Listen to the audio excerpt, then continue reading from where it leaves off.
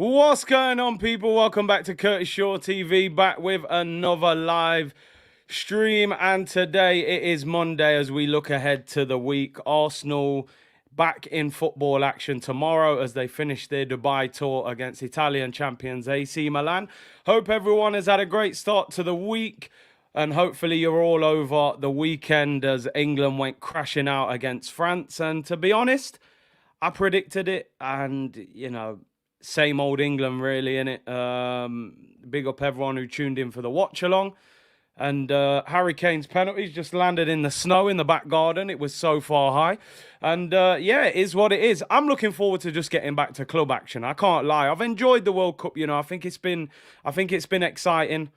I think it's been a very entertaining World Cup. One of the most entertaining we've probably ever seen. But I can't lie, I'm ready to get back to club action, man. Like I'm looking forward to seeing if Messi can win the whole tournament. But for me, I'm ready to get back to the Gunners now, man. The World Cup for me has played its part now. But big up to everyone. Hope you're well. Everyone in the comments. Alvin's in the gym. Some people are down with a cold. The weather's crazy. Heavy snow here in the UK at the moment as well, which is why I'm on a little bit later today. Cruz is off school, the snowball fight and all that business. Daddy duty's called. So we're live at 4 today. I will remind you at the end, but tomorrow we got a double watch along. So Arsenal against AC Milan, 2 p.m. kickoff UK time. I'll be live from about 1:30 for that one. And then we'll be back tomorrow evening, 6:45 UK time for Argentina against Croatia. Can Messi make it to his second World Cup final? So we got a busy day tomorrow. Appreciate everyone tuning in today. Make sure you like the video, subscribe, and all of that good stuff, people. So just quickly, I wanted to touch on England. I'm only going to talk about this briefly because I haven't really given my reaction to it. Anybody who's in England, or even if you read the press over here, everyone's really capping for Gareth Southgate at the moment. And I took myself back from the situation a bit. I'm going to give you my opinion, and I want to know your opinions in the chat. But I'm hearing pundits and all the Southgate. And I'm looking at it and I'm like, okay, he's a nice guy. Apparently his man management skills are very good. And, he interviews very well. But I feel like these last 3 tournaments have been two of the biggest opportunities I've ever seen of winning an international tournament. I think World Cup 2018, I think England would have got beaten by France in the final. That French team was unbelievable. That was prime Mbappe, Pogba, Kante, all of that. But you never know in a World Cup final. They may have had a chance. They were 1-0 up against Croatia and bottled that. Kane should have passed to Sterling. 2020 Euros at home against an aging Italian team that hasn't even qualified for the World Cup after being 1-0 up, and it takes you 90 minutes to make a substitution. You bring man on to take penalties in extra time, and you lose that. I mean, you're never going to see an easier opportunity for England to win an international tournament than that Euros last year. And then you look at this tournament, and I've been having a lot of debate/arguments with people. I think Gareth Southgate was a major part of the reason that England lost to France the other night. I think he was a major part of that. People saying, yeah, but he played 4-3-3, which everyone wanted. He played it in quite a defensive manner. Harry Kane was dropping back deep. Henderson was tucking over to the right to help Kyle Walker. We were very defensive. The only 2 players we left high was Foden and Saka was our best player.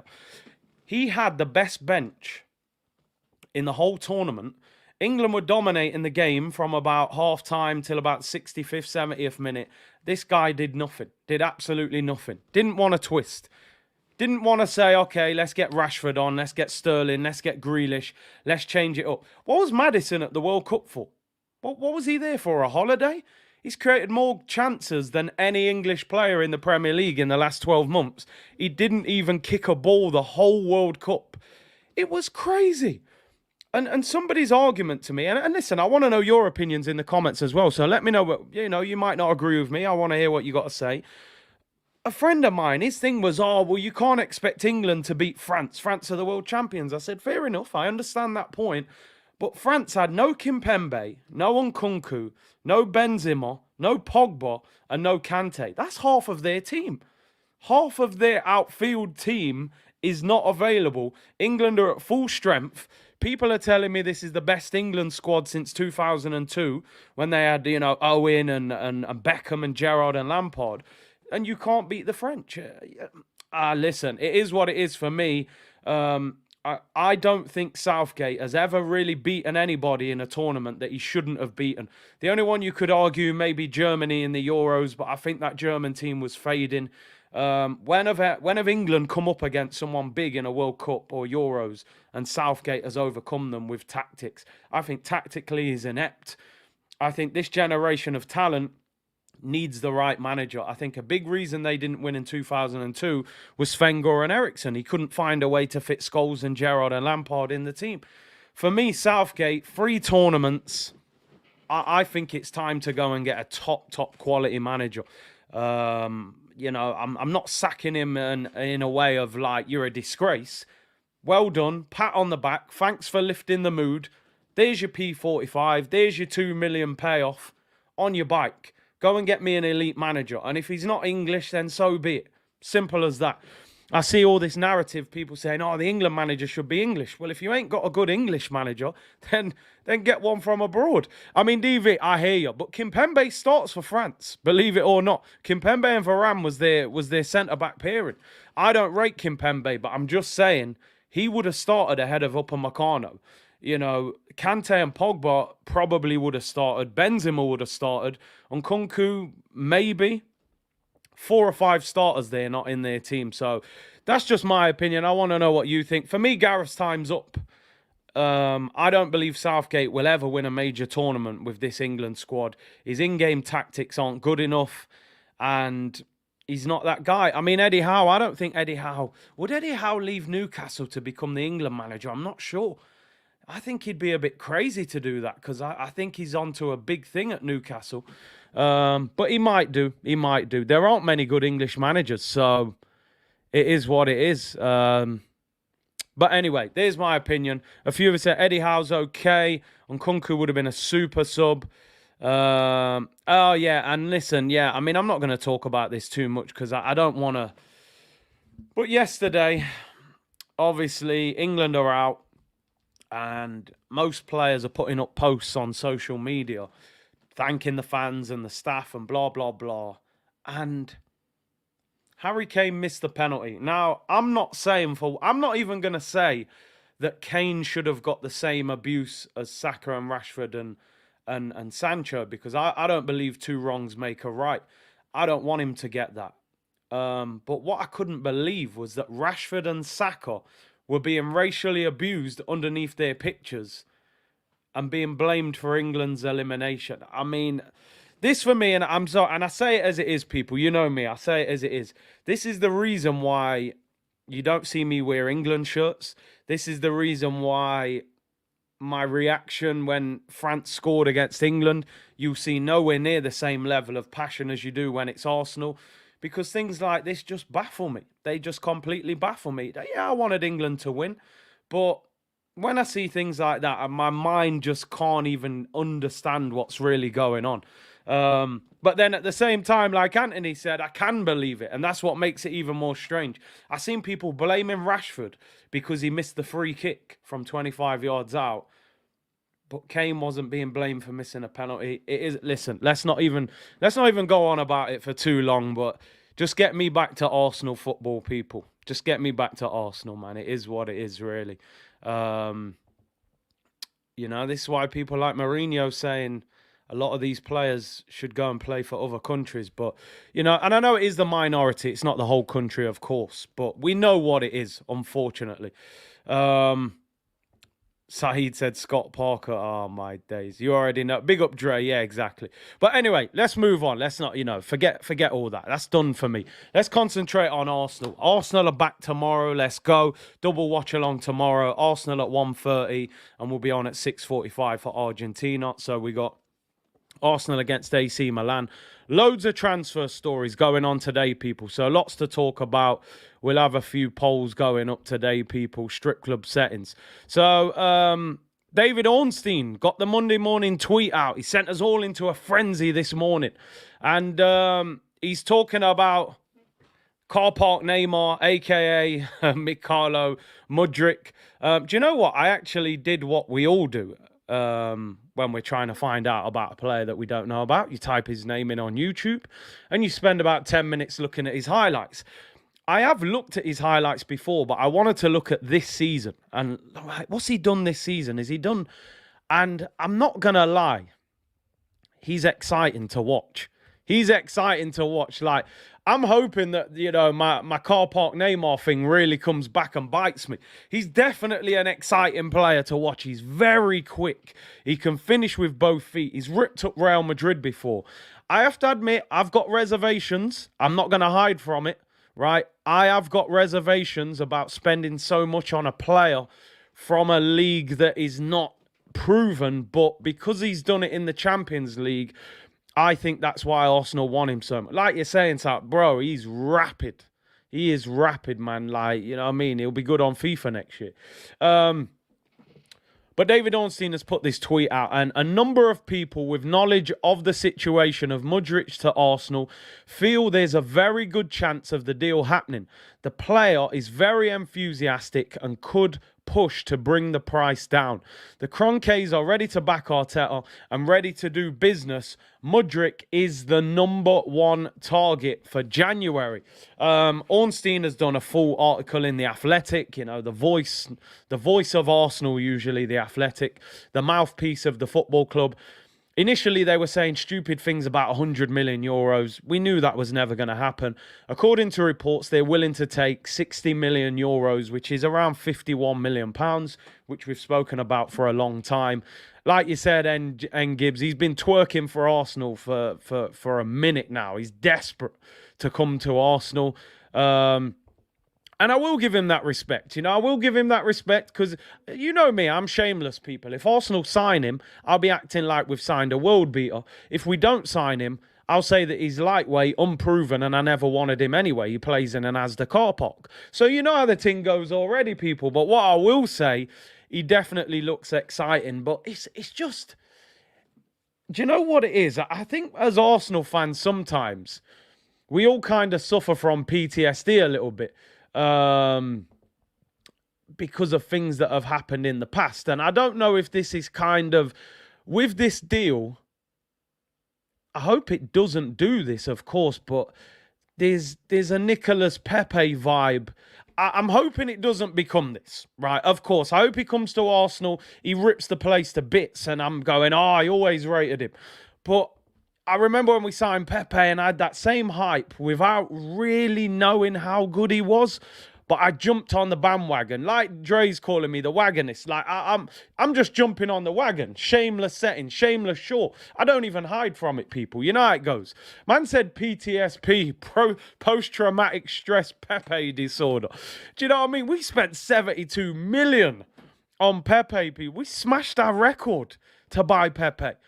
What did that brother really do for Arsenal? The man's on loan in France. We'll be lucky to get 10, 15 million for him. So, but anyway, if Arsenal go for him, things are going well. I'm going to back it. I'll be shameless. And it sounds as if there's a good chance that this deal could happen. A few notes that I've written down from the full article. So David Ornstein saying that Shakhtar initially were looking for 100 million euros, comparing his ability to players like Jack Grealish and Antony. It is now believed that they are willing to accept 60 million euros. The player is pushing hard for the move, and if Arsenal can come up with the money in January with the right payment structure, it is believed Shakhtar would be willing to do business if the price is right. So it seems as if this deal is there to be done if Arsenal want to pay it. And you could be right? You could be right. Ant says 50 million is the new 30 million. 50 million 10 years ago signed you a superstar. 50 million now gets you potential. Listen, there are occasions where contracts are running out. The club you're playing for, you can get a top quality player for 50 million. We've seen it. 60 million got Man City Erling Haaland. Let's be real, one of the world's best strikers. But he had the release clause. It's circumstantial. What I would say about Mudryk in comparison to Pepe, I always felt I always felt Pepe was more of a runner than a dribbler. I felt he was someone that got on the end of a pass rather than ran with the ball as much. When you look at Mudryk online, a lot of the time he's dribbling, he's rapid running at people. Shakhtar are willing to do a Klarna. I'm telling you, we'll pay it over 3 years, man. Just take what we can give you, and we'll pay the rest when we can. Shakhtar have had some up and down players over the years. Willian came from Shakhtar, and let's be honest, the Willian that Chelsea got from Shakhtar was fantastic. They had a number of years. Let's forget that he played for Arsenal. We delete that from our memory. On the flip side, Fred came from Shakhtar, and we all know what we think of Fred at Manchester United. So some of them work, some of them don't, but definitely seems like he likes going at defenders. Some people have said the one worry is, are they a counter-attacking team? In the Champions League, they play on the counter-attack. We don't play counter-attacking football. How would he do in a possession-based team playing against low blocks, going away from home, against Southampton, and they've got 10 players behind the ball and teams like this? How is he going to cope with that? But it seems as if it's the number one target. I'm going to back it shamelessly. If it happens, I'll stand right with it. If it doesn't happen, I'll say I didn't want him anyway. So, Mudryk, do you know what? Let's get the first poll up of the day, right? What I want to know is, Arsenal are clearly looking for a winger, all right? They're looking for a winger. Pepe went in the summer. They wanted a replacement then. They wanted Rafinha. They couldn't get the deal done. He went to Barca. Fair enough. Would you rather sign Mudryk or somebody else, right? If Arsenal are signing a winger, in January, who would you want it to be? Would he be your number one target, is what I'm saying? Because it's just interesting that Arsenal are going all out for Mudryk. Let's get a few names up. How many options can I add here? All right, you can put 4. So I'm going to put Leroy Sané up. I'm going to put Wilfried Zaha up, and I'm going to put Trossard up, because I think they're 4 wingers that are gettable in this window. So I'm going to put them 4 up. Is Mudryk your number one? Would you rather? So Mudryk's going to cost 51 million. I think Zaha would cost 20 to 25. I think Sané would cost about 50 as well. So Sané, I think, would be a similar price to Mudryk.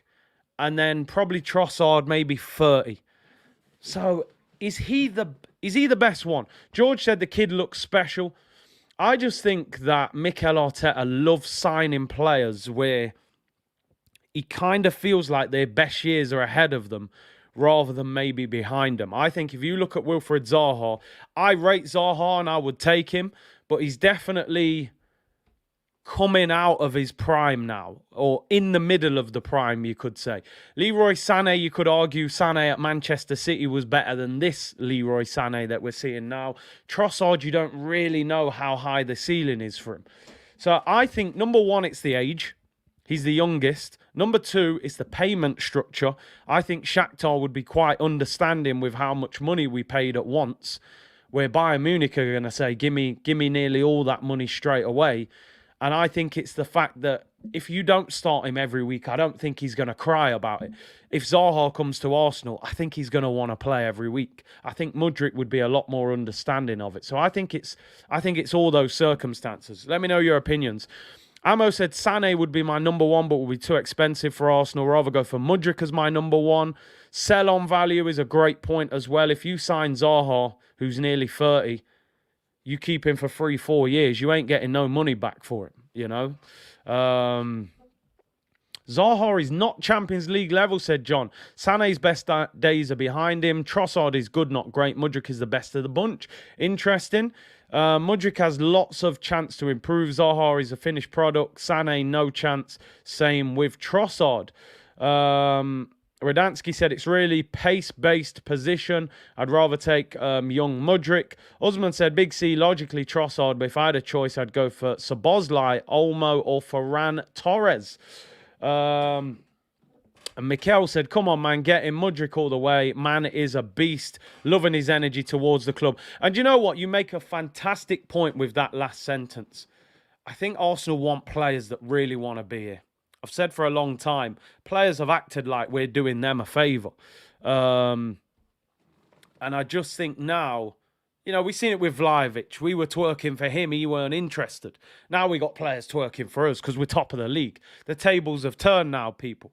We're the guy in the nightclub buying all the champagne bottles now and all the attention's on us now. It was different when we only had a little change at the bar to get a one drink, you know. Now they were all looking, you know.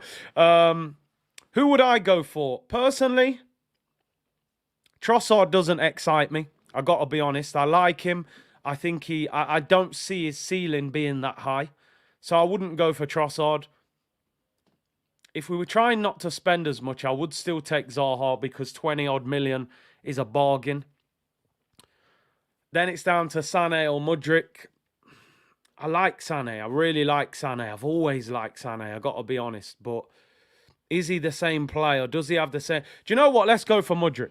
Why not? Let's go for Mudryk. You know why? Yeah, because of the hunger.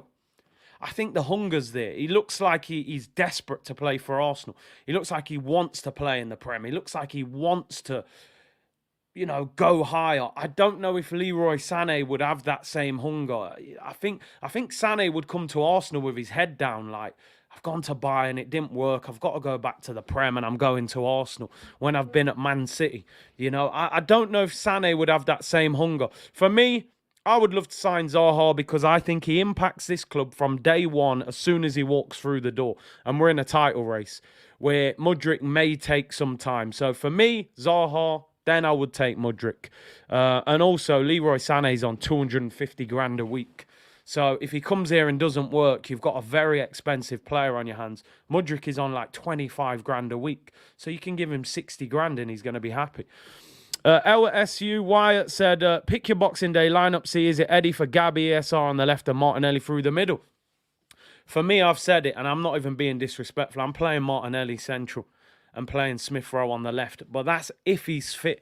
I don't think Smith Rowe is going to be fit for Boxing Day. So in reality, we've got no choice. We've got to play Martinelli on the left and play Eddie through the middle, man. We've got no option until Smith Rowe's back and the window opens. Sané isn't the same player after the ACL. That's another big worry as well. You know, can he handle the Prem anymore? Worth noting that Zaha wants to play for us 100%. 100%. Desperate to play for us. Big C, why not sign Mudryk and Zaha? I think the outlay is too much. The wages... I think, you know, I don't think they would sign two. Listen, I'd love to see both coming, but I think one is the only real option. Mudryk may not be ready. Yeah, that's my only one. That's my only issue. He may take 6 months, 7 months to adjust. And when you're in a title race, you don't have time for that. That's my only concern with him, which is why I would still go for Zaha ahead of him, if I'm being honest. Because I think he's cheaper, there's less risk, and he impacts us from day one. But either one, I'll be happy. Anyway, let's move on. Now, the interesting thing is about this report coming out of The Athletic, and the extension of it is that Arsenal, the reports are that Arsenal have room for one big signing in this January window, right? One big signing can happen. Arsenal all of a sudden are being heavily linked with Joao Felix, right? Now, the report says that it could come down to it where Arsenal could only sign Mudryk or Joao Felix. They couldn't afford to bring in two players of such expense in one window. Now, a report coming out of Musah today, or a headline newspaper over there in Spain, in Madrid, they are reporting that Arsenal, it seems, have taken the lead and are very well placed in the race to sign Joao Felix from Atletico Madrid in January. So, I'm about to start another poll. Let me end this poll and we're going to bring it back, people. 57% of you say Mudryk, 18% Zaha, 17% Sané, and 7% Trossard. So, you've spoken. You want Mudryk. Now, The report says, number one, I've put the notes here, by the way, so I don't have to read it all. Joao Felix is very keen on coming to the Premier League. It's a league he's admired for a long time and thinks he would be well suited to the Premier League. That is number one. Number two is that George Mendes is his agent. George Mendes has a very good relationship with Arsenal and Edu. Arsenal never worked with him for a number of years. Arsene Wenger stayed away from him. Mendes is very close to Edu. Fabio Vieira is a Mendes signing. So we work with him. We've signed players off him now. Now, the report says that Atletico, as we said the other day, they may be willing to let him go on loan if we pay a significant loan fee and then pay the rest in the summer. If you've got the choice, you get Mudryk, the quick winger, or you get Joao Felix, who would be the Gabriel Jesus replacement. Who would you go for? So here is poll number 2. One big signing in January. Felix or Mudryk? Who are you going for? What do we need more? A striker or a winger? They're saying Felix will cost about 80 million altogether.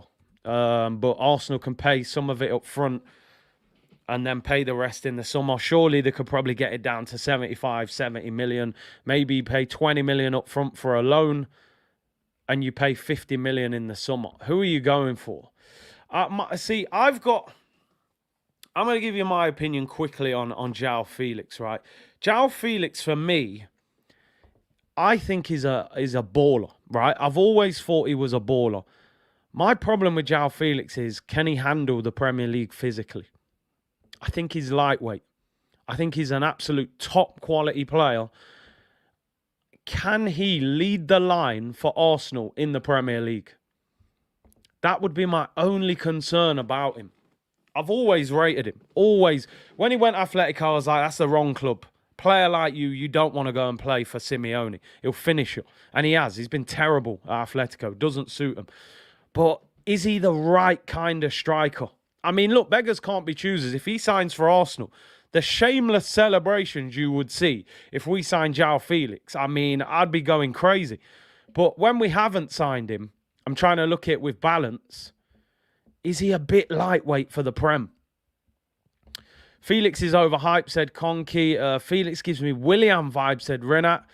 DJ Sweet said, would love Zaha, but that ship sailed years ago. Arsenal would never do that. We got a striker already. They ain't signing no striker when Eddie's on 100k.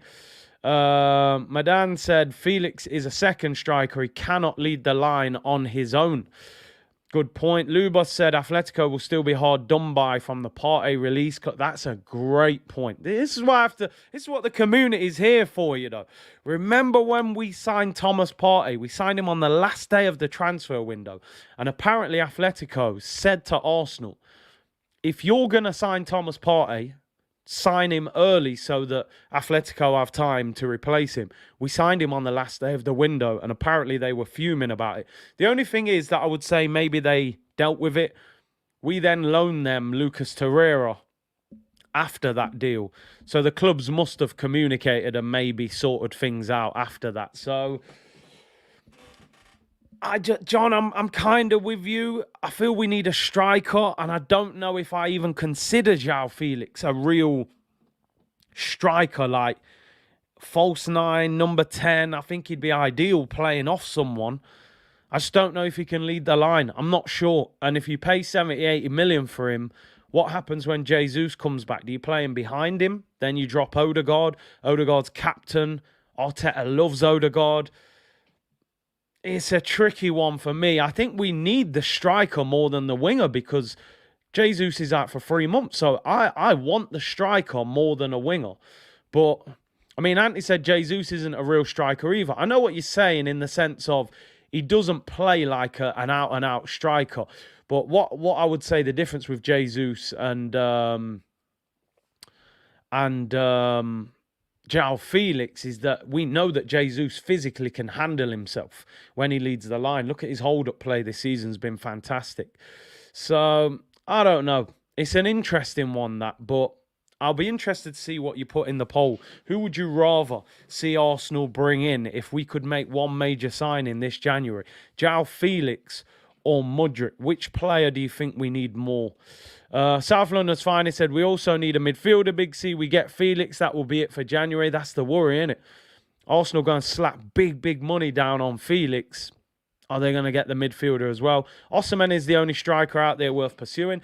It's just because, innit, with Joao Felix, because he's so expensive, I'm looking at it going, you might be able to get a better striker than him for that much money. And somebody that's different to what we've got. I don't know if we're spending 70, 80 million, do you want someone who's that similar to Jesus? I kind of want us to have someone different.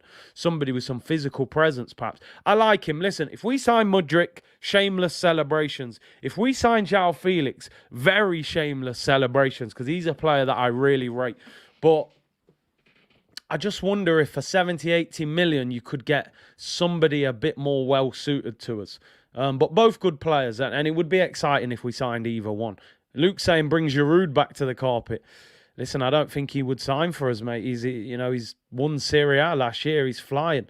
It's amazing how Giroud, by the way, looks so much better since leaving Arsenal. What's that all about, people?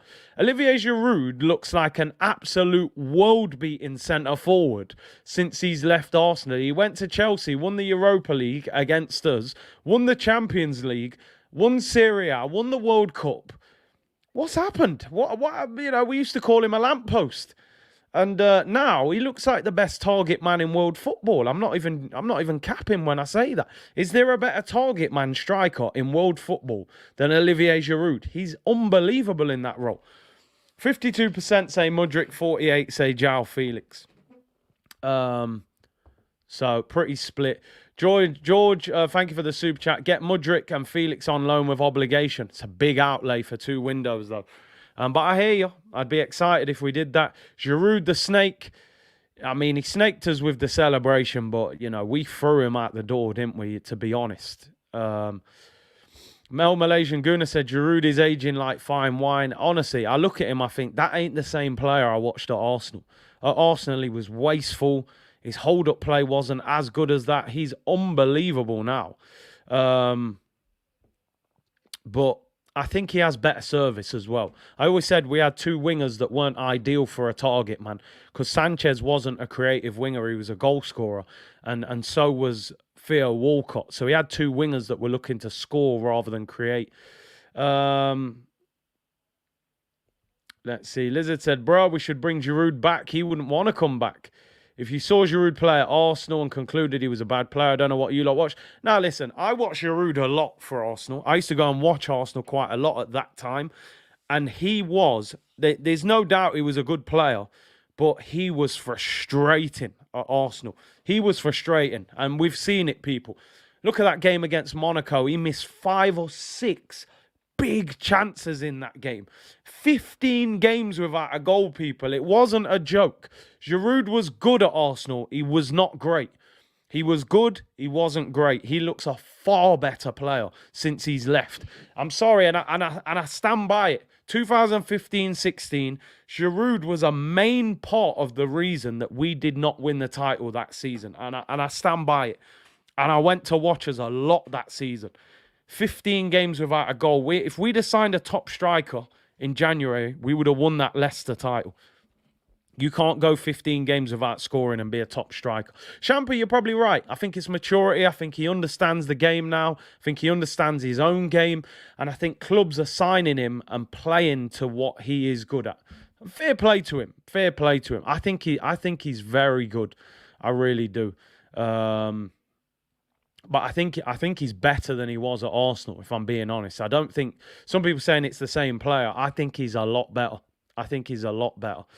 Blood on his hands. I can still remember the pain. I'm telling you, definitely got some blood on his hands, man. I'm telling you, he even took the assist record off Mesut Ozil as well.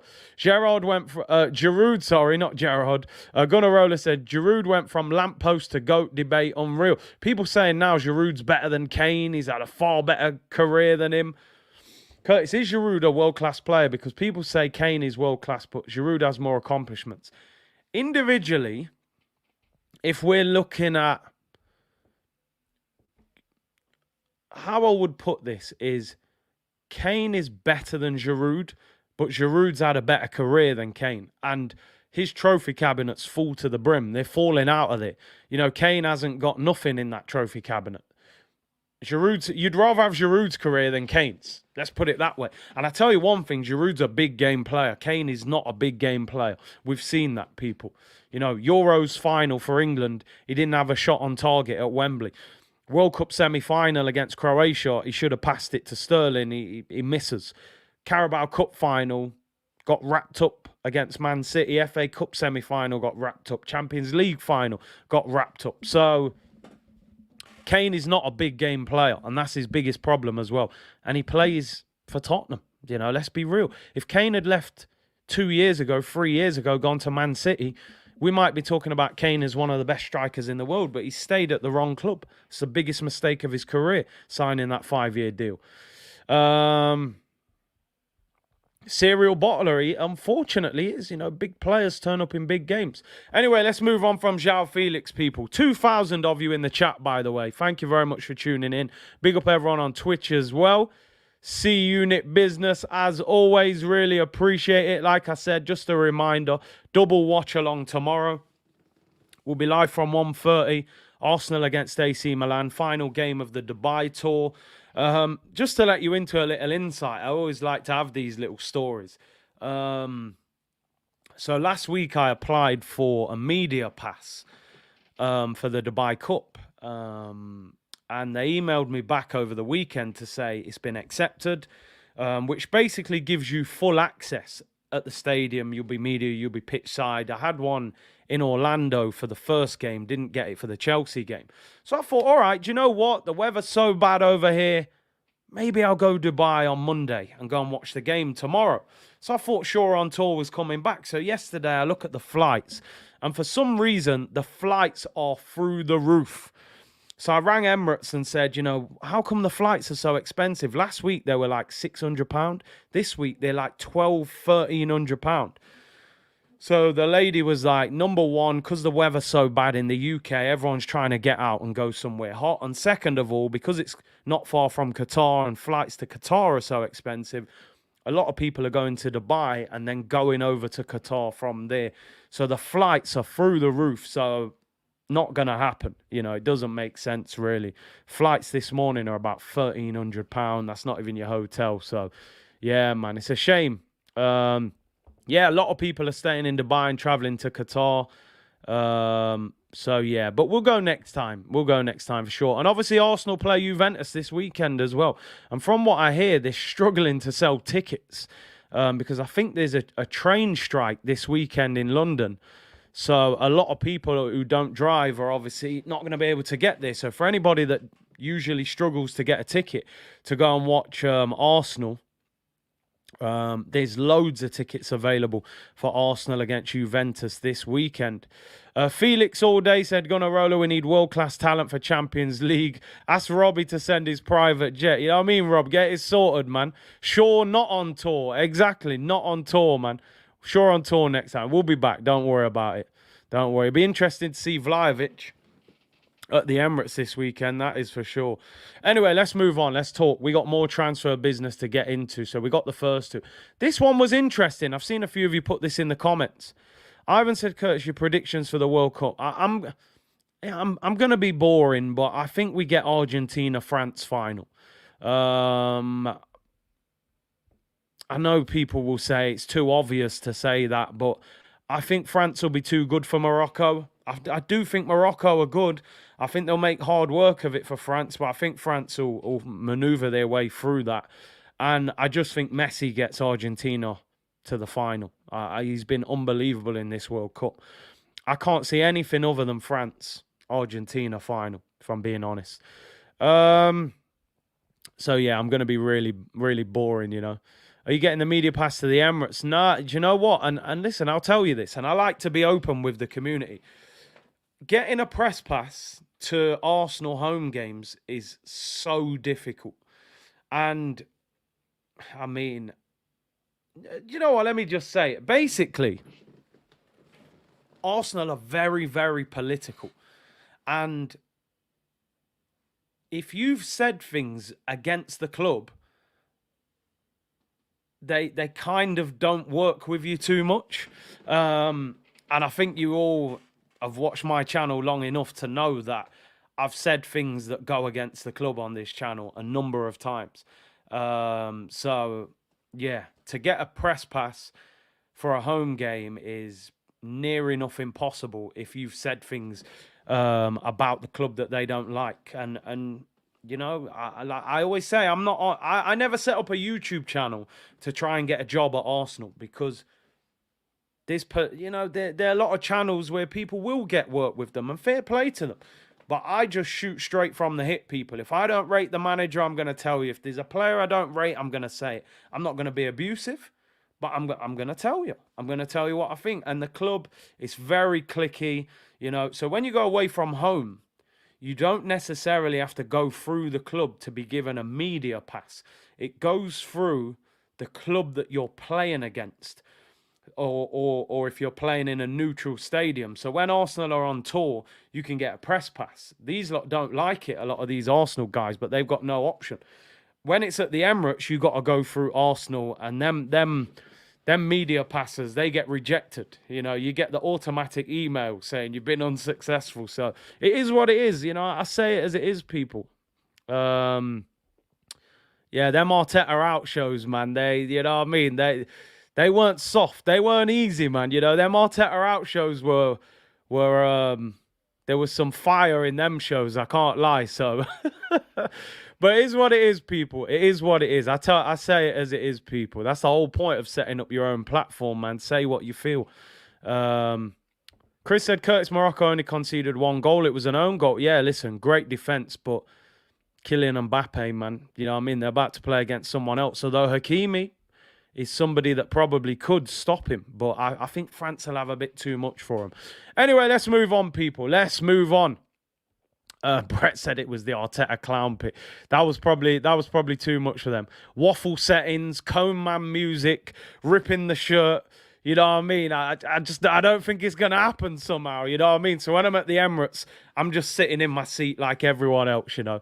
Hopefully we get Kevin Campbell on next week. He's been very busy during the World Cup. So as soon as the World Cup finishes, Arsenal coming back next week and we'll get him on. Talk your talk, Big C. We're all behind you. I appreciate it, J Dime. Big up the whole C Unit community, people. Listen, I always say, and I'm not going off topic here, but I always say, listen, don't compromise yourself to be successful, because there's nothing better than being successful, being yourself. Being successful and acting different. All right, cool. There is some success and you'll enjoy it, but being yourself and being successful, what's better than that? So for me, I don't mind. It might take me years longer to get there, because I'm not going to be political and be, you know what I mean? And the club, welcome in because you don't. Nah, man. If the team aren't performing, I'm going to say it. And if they don't like it, then so be it. I won't get a press pass. But when you go on tour, I'm going to go through them and get the press pass. So we'll work around it anyway, people. But anyway, let me not get too political. But it is what it is. Don't sell out, people, for success. Let me tell you. Anyway, let's move on. In the same article, Matheus Cunha. This is another player that Arsenal are being linked with. And a lot of you may know about him. Plays for Atletico Madrid. This is a bit of a surprise, but they're saying that basically it's almost certain that he's going to leave Atletico Madrid in this transfer window. He's 23 years of age. And he's on his way, apparently, to the Premier League. Again, Mendes is behind this one. George Mendes, and he's in talks apparently about going to Wolves. Wolves are desperate for a striker. Costa's suspended. The other guy they signed is injured. And they don't have a striker available at the moment. Jimenez is just coming back from injury. He's not an out-and-out striker. I've seen him a few times. He's more like a number 10, false 9 striker. But the report coming out of Goal is that Matheus Cunha is practically a sure sell for Atletico Madrid in January. The player is valued at 30 million euros, which is around £23.5 million. And Wolves are the main interest, followed by Aston Villa and other clubs. The Brazilian was linked to Arsenal by other sources. I'm just going to say what I've seen of him. Again, I can't give you expert opinions on this guy. What I've seen of him, it's a no from me. I'm going to be honest. What I've seen of him, it's a no from me. He's not a goal-getter. He's not an out-and-out striker. He's not great with his back to goal. It's not the kind of player that we need. He's more of an attacking midfielder who they're probably going to try and convert into a false nine. 30 million euros is cheap. And he's Brazilian, which Edu will be all over. He does have 6 caps for Brazil, so there is some sort of pedigree there at the moment as well. And he works with George Mendes, and it seems like now Edu's in George Mendes' back pocket. So Mendes, Brazilian, £23.5 million. Wouldn't surprise me if Arsenal have a look at it. And Atletico are also willing to get rid of it. How crazy is it? Atletico have got 2 strikers possibly available. One's Joao Felix, one's Matheus Cunha. And we're more being linked with Cunha, which I wouldn't want him, to be honest. So for me, it's a no for me. Assassin said, El Nasser are among the teams keeping track of Roberto Firmino's contract situation. Curtis, I'll be honest, I'm looking at this deal. Firmino at Arsenal would be great. Listen, I'll keep it 100. If the contract length was not too long, I'd take Bobby at Arsenal. Seriously. And I know a lot of you would probably look at this because of the age and stuff. A lot of people would say no. I mean, he's just turned 31. But you look at his season this year, 11 starts, 7 goals, 3 assists. He's an ideal false 9. But I don't think Liverpool would sell him to Arsenal.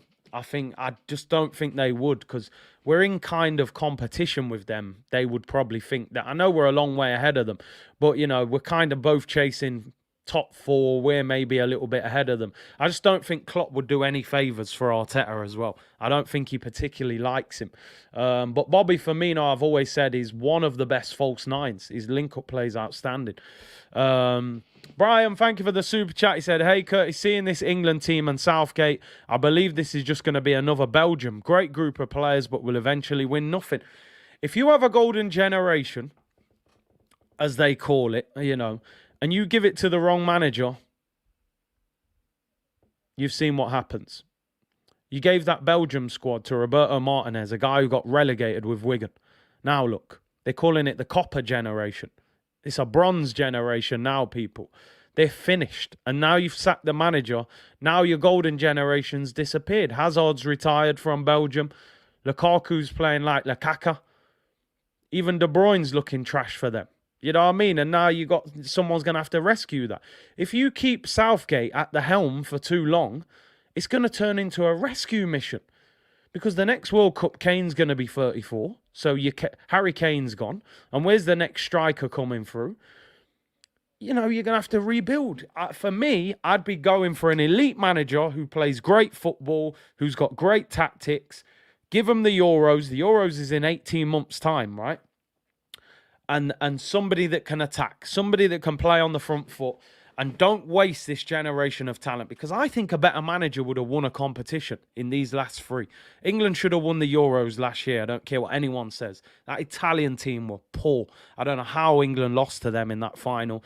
And even this World Cup, if Southgate would have gone Rashford, Grealish, or something like that, 25 minutes to go, England are on top, double change, Maddison, Rashford, or Grealish, Rashford, whatever, or Sterling and Maddison, whatever. And he went for the French, and we hit the bar twice, and we lost. I would have sat there and gone, do you know what? Fair play to him. He picked the right team. He made the subs at the right time. The players just weren't good enough. But you can't sit there with the strongest bench in the entire World Cup and do nothing. And as soon as Giroud scores the header, you make a substitution. And your substitution is Mason Mount. Now, I know Mason Mount won the penalty, so fair enough. And your second substitution is Raheem Sterling, who hasn't trained all week, who's flown back to London because his house has been robbed. He's stressed. He's tired from travelling. He hasn't trained. and you bring him on before Grealish and before Rashford and before Maddison. I mean, come on, man. Southgate, please. Like, you brought the vibe back. You lifted the spirit after Hodgson and Allardyce. He definitely, helped. He definitely helped. But you've had 3 tournaments, bro. Come on, man. Let's keep it moving now. England need to bring in a top quality manager. Southgate's time's up for me. He ain't going to win a tournament. If he hasn't won one of them last 3, he's not going to win the next one. We've seen he's not tactically good enough. Vegas Gunner, big up, bro. He said, big up, Curtis. Happy holidays. Same to you and everyone else in the chat. Hopefully hopefully KSE is ambitious this transfer window. All the reports suggest that they're going to back him in this window. That offers me a little bit of hope. But it's also the Cronkays, and I never get carried away. I never get carried away. I've seen them let us down a number of times. 2K in the chat. Let's get this up to 1,000 likes before we get out of here, people. Thank you very much for your support, as always. Big up everyone on Twitch. 42 of you on Twitch as well. Nathan said, not even taking the P when all Martinelli, Jesus, Saka are fit. Would Felix start? It's a good point. Probably not in the front 3. The argument would be, would you play him behind Gabriel Jesus, I think. But then, yeah, listen, you need competition. Would be the thing. You definitely need competition. Man United could turn around and say, right, who plays left wing next week? Marcus Rashford or Jadon Sancho? You need competition. Man City could say, who's playing left wing? Foden or Jack Grealish? Who's playing right wing? You could play Bernardo there. You could play Mahrez there. So I think sometimes we shouldn't even think like, oh, we've got Jesus, so there's no point buying Felix. Let them go toe-to-toe, But I understand your point. If you're spending that much money, you kind of want someone who starts. Big up, Yasser. Hope everything's well. He said he's in A&E with his daughter, just listening to you. And I hope she's getting better, bro. Hope you're well. Hope the family's well. James said, how about Ronaldo for a season? You know what? I was capping a little bit for Ronaldo over the last few weeks. But after seeing him in the Euros, I'm not even sure I would want Ronaldo now. I think Ronaldo's time is well and truly up, man. I think he should just take the bag and cash out. Go somewhere else. But yeah, Cunha for me, not the answer. Decent player, not an out-and-out striker. But again, because of the way that deal looks, it wouldn't surprise me if Arsenal were interested. Brazilian, 23, and George Mendes is his agent. It's a mad one. Wouldn't surprise me. Joe's coming from here. He said, Curtis, you would still take him. We know you're a striker. Listen, do you know what? I'm going to be honest with you. If you offered me Eddie for 3 months or Cristiano Ronaldo for 3 months, I'm taking Cristiano Ronaldo. Simple as that. There's just no doubt about it. But if Arsenal signed him, I'd be like, they're better options than him. You don't need to go down that route. There's a reason that Ronaldo is considering going to Saudi Arabia for the money, because the offers that he thought he was going to get are not there. He thought he was going to get Champions League offers left, right and centre on a free. And they're not looking at him, because they're going, boy, man, more trouble than it's worth, So it is what it is. Southgate is just another Ollie. I think he is. I think he's just a good vibes manager. I bet the players all absolutely love Southgate, apart from Maddison and probably Trent, because them man are thinking, how come this waste man ain't picking me? But I bet the players love him. Yeah, I can't imagine Southgate going mad. He don't even look like he can go mad. He's a nice guy. From what I've heard, his man management skills are excellent. And apparently he's a good coach in training and good training sessions. But tactically, forget it. He ain't that guy. And we can all see that. He ain't winning no trophy with England. But yeah, Ollie with a waistcoat. Anyway, let's move on, people. A couple more transfer stories before we start to round up. But that is interesting that Assassin just mentioned Firmino could be on the move. Would you take Bobby Firmino on a short-term deal? Let's talk about this one. And again, this one was in the Ornstein report. Arsenal are being linked with Yunus Musah. Now, it was interesting because during the World Cup, he played for America, and I looked at this guy and I'm like, who is this guy? Only to find out that this guy actually played for Arsenal. Realistically, he's the only midfielder, along with Weston McKennie, that I've seen in this tournament completely shut down Jude Bellingham. Like, even against France, Bellingham was decent.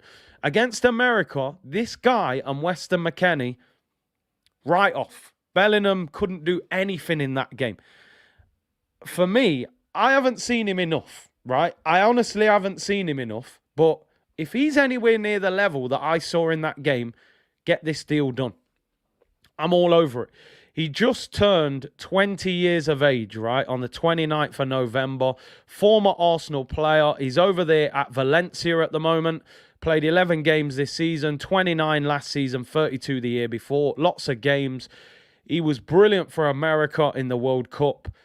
And Valencia are in financial problems, and they would want somewhere around £20 million for him. Now, what I will say, just to add balance, right?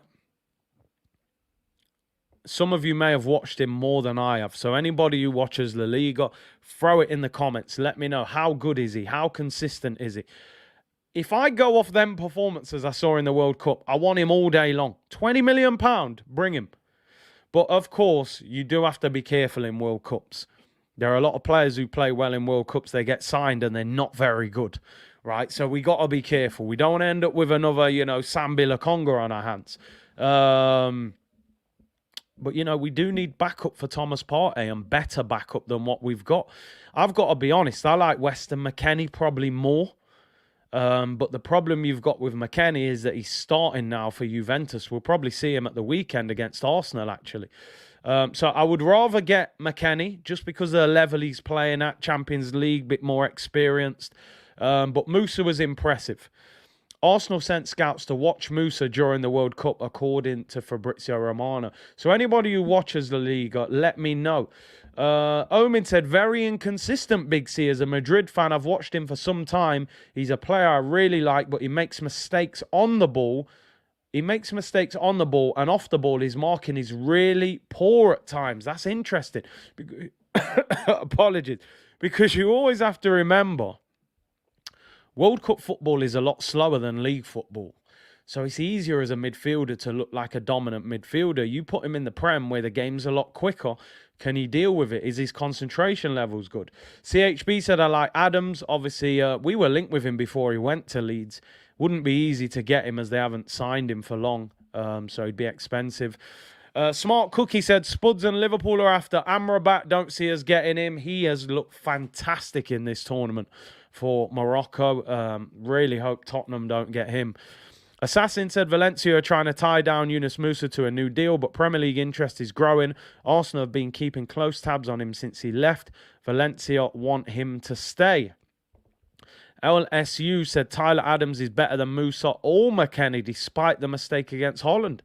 That's interesting. He says that Adams is better than both, including McKennie. Jay Dime said, think we need to get experienced players in. Too many kids. That's a good point. They always seem to be looking for players like under 24.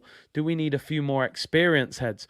Omid said Ferland Mendy's agent has offered him to many big teams. If there is a good offer, Real Madrid will not be a problem. Ancelotti has given his approval. Listen, maybe 18 months ago, or a year ago, we needed another left back. And I like Mendy, FIFA hype as well. He's always a beast on FIFA. But we don't need another left back. Seb said, Senor Courtesy is a bit hit and miss, taking into consideration La Liga is slower than the Premier League and less physical. It's a no from me. West Ham, Arsenal and Liverpool are among the teams keeping track of Rabiot's situation. See, it's interesting, isn't it? This is why football is so interesting. I've watched Rabiot in this World Cup and I've been really, really impressed with him. Really impressed with him. And he's a player that over the years I've always gone, don't really like him. Doesn't look very mobile. Suits Serie A where it's quite slow. Watched him in this World Cup. I'm like, very tall. Looks good on the ball. Seen him doing driving runs against England. But again, slower league. Italy, slower tempo international football. Would he be good in the Prem? Man United were going to sign him in the summer. They dropped out because he had massive wage demands. So Rabiot, for me, if we signed him, I could work with it, but I think we could go for somebody different, if I'm being honest. But he has had a good World Cup. Nimbo saying it's because he's surrounded by top players in the France squad. Could be a good point. Kai said, Rabiot, no, his mum is crazy. I will not be surprised if he falls out of Arteta. No Rabiot for the Premier League. Rabiot is overrated. He's another prima donna. Rabiot is about to win the World Cup. Never like Rabiot, man, has no flair. I mean, he seems to be a bit... I don't know what it is with Rabiot, you know, but I have to admit he's having a very good World Cup, but I don't think I would go for him. He's a free in the summer. So in the summer, it might be somebody that we look at because there's so many good free agents that are going to come onto the market in the summer. So definitely could be somebody worth looking at on a free. But at the moment, for me, I don't think so. I wouldn't be paying a transfer fee for him as well. He's got 6 months left on his deal. Arsenal could actually... could offer him a pre-contract now for the summer, so that'll be interesting. So keep a close eye on that one. Rabiot will not thrive in the EPL. Yeah, that's for me as well. I think it's a bit too quick for him, and he's on a big wage. One player that looks like he won't be coming to Arsenal in January, I have to admit, I'm not going to lie, I'm going to do the shameless thing, actually, because if we'd have signed him, I'd have said he's the new Gilberto Silva, but now we're not signing him. I'm going to say what I'm about to say, and that Danilo is not thought to be a target at present for Arsenal. And again, I've written some notes from the article in The Athletic. Again, David Ornstein has said, Arsenal are thought to be looking closely to bringing in a defensive-minded midfielder to offer help or somebody that could play alongside Thomas Partey. They were closely linked with Danilo last summer after failing with a bid for Douglas Luiz. It is thought now that Arsenal are not interested in Danilo in this transfer window, as they feel they need somebody that is a little bit more proven and can adjust quicker, as Arsenal are high-flying and could be pushing towards a Premier League title. It is thought Danilo is a player they will keep an eye on and possibly revisit in the summer. Now, that to me makes sense, right? That to me makes sense. But it's just interesting how these guys have spent months and months telling us we're going to go for Danilo in January. Now, all of a sudden, we're not interested in him. And like someone said, they have literally got us on strings. They can say anything. He could turn around tomorrow and go, oh, got it wrong. You know, we've agreed to deal with him. I agree with you, Ross. Danilo was always a bum. I never wanted him at Arsenal. He's unproven. He's a B-Tech Fred. Never wanted him. If we sign him in the summer, I'll take it all back. He's the new Gilberto. I think Arsenal's biggest mistake this window would be, number one, to not sign players, but number two, to sign an inexperienced midfielder and an inexperienced attacking player. For me, you've got to sign somebody in this window that can hit the ground running. Hopefully two, but definitely one. And I think the middle and midfield is such a difficult position to come in and just take to it. Because sometimes your game can be based upon the opposite player that you're playing against. That can affect your performance. I think with a winger, give him the ball, go at the fullback, damage him, and see what you can do. I think it's easier to adjust to that kind of position for a Mudryk than it is for Danilo in the engine room, where you're playing against Kevin De Bruyne and, you know, Kante and who are, you know, top midfielders. I just think it's a lot different. So it seems as if Arsenal are going to revisit this one in the summer. I personally agree with it. I think we need to go for somebody now, especially in midfield, for somebody that can have an instant impact. We're in a fantastic position. The last thing we want to do is go for too many unproven players that are going to take 6-7 months, maybe a year to adjust to what's going off. So Danilo looks as if we'll go back in for him at the end of the season. Personally, I agree with it. Assassin said Arsenal have joined the race, signed 34 million rated Lens start, Seko Fofana. That deal cost Lens around 8.5. They want 4 times that figure to sell him in the summer. 2 words, Ruben Neves. I like him. I like Ruben Neves. I said before, this would probably be the best time to go and get him. Wolves are bottom of the league, just appointed a new manager. I think you could go in for him. There's no Partey replacement, Big City. I hope so. I hope so. Nimbo, I see your joke, man. I see you, bro. Bring back Alex Song and his fashion sense. Bon Alex Song, man. Bon him. Joao Paulinho, I like him. Would be expensive. Fulham only just signed him. They're not just going to let him go. One more transfer story before we round up. We've been on for just over an hour. And it wouldn't be an Arsenal transfer show without talking about this, man. Youri Tielemans, who has just had an absolute stinker of a World Cup. But could potentially work in our favour, Maybe you can turn around to Leicester and say, bro, whatever you think he's worth, knock another 5 million off it because he's just stunk out the World Cup. Leicester are braced for Arsenal to make a final attempt to snap up Youri Tielemans in January. Arsenal have been monitoring Tielemans' future closely and are ready to test Leicester's resolve in January. Any decent offer will be very tempting for Leicester. I just feel like, in my opinion now, Arsenal are only... If they sign Tielemans, I think he's a free agent in the summer. I don't think they're going to pay any money for him. Because why would they have not signed him in the summer? He's not much cheaper now than he was in the summer. And he's just had a terrible World Cup. So, I've got to admit, listen, Tielemans for me, I don't think he's the right option for us. I really don't. He's had an average season at Leicester. He's had an awful World Cup. And I don't even know if that's the kind of player we need. I think we could do with some energy in midfield.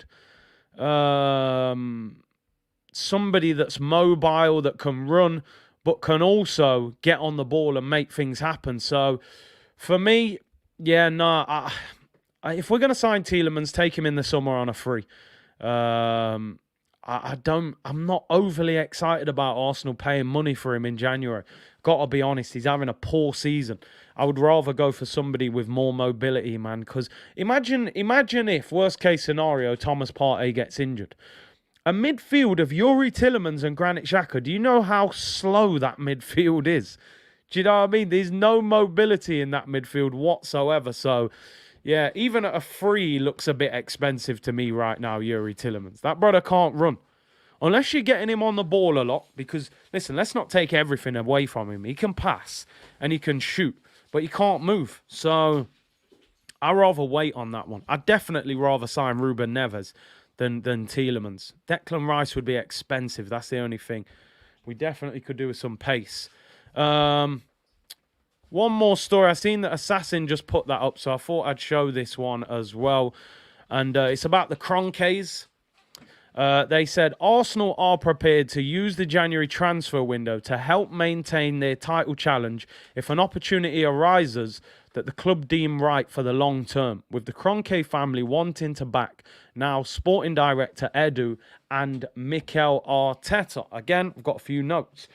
So it says, part of Edu and Mikel Arteta agreeing to extend their contract was based upon the fact if Arsenal got themselves in a good position that the Kroenkes would back them.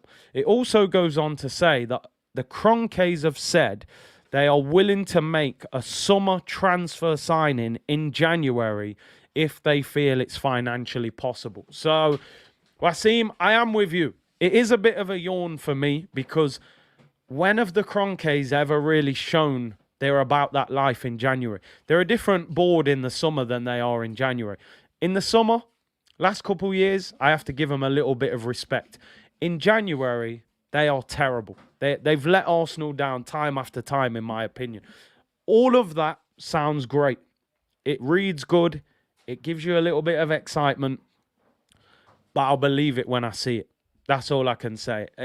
I'll believe it when I see it. You ain't going to get no excitement out of me reading that because I've heard these stories before. I've heard Vlahovic. I've heard, Benzema, Higuain, all them deals back in the day. We've heard these deals in January before. Some of them were under the Kroenkes. I don't buy into it. If they spend big in January and go for the title, I will start to give them a little bit of respect for what they've done since they've been full owners of the football club. Just a little bit. But if they don't, I think that, for me, if they don't back Arteta in this January, I am 100% done with the Kroenkes. I'm finished. For me, it tells me they've got no interest in winning the title. If you're top and you don't back your manager in January when your best striker is injured, we might as well forget it. We might as well wrap it up and move on from them. We'll have to start protesting again or something. But if they back him, then fair enough. Maybe they're about that life. Maybe Be Excited comes to fruition. Omid said, as a Madrid fan, I'm starting to respect Arsenal. Moving like big boys now. I would not want to play you guys right now. Jeez. Madrid, you know. Well, we'll see about that. You know what I mean? But I'm not sure we could come to the Bernabeu with Eddie up top. But hey, I take the compliment where we can. Red Luddite said, KSE have no interest in trophies. We'll see. We'll see if they're about that life. I don't trust them, personally, but back Stan and Josh for one more window, lads. Listen, they got January. If January don't happen, that's me done with them. I'll be totally against them. I don't care about the press pass. I'll say it out loud. They're not about that life, but we'll see. El Neni says, Mikel Arteta, I learned so much from him. Now when I do the coaching badge, I have all the knowledge in me, the way he's thinking. I mean, cap, and more cap from El Neni. I mean, I've never seen a more cap comment in my life from El Neni. El Neni's trying to get himself a new deal. Where is... El Neni is trying to get himself a 1-year extension. Oh, I learned from him. I have all the knowledge in me. The way he's thinking, it's really genius. He's doing all he can to get that 1-year extension, isn't he, man? I respect the game. I respect the game, people. People, anyway, thank you very much for tuning in today. Really good show. Just over an hour. And I will be back on tomorrow. Arsenal against AC Milan, Dubai Cup. That'll be on from 1:30. And then at 6:45, we'll have Argentina against Croatia. And... yeah, let's see if Messi can make the World Cup final. So thank you very much for tuning in, people, and I will see you all tomorrow. Make sure you like the video on your way out. Bless.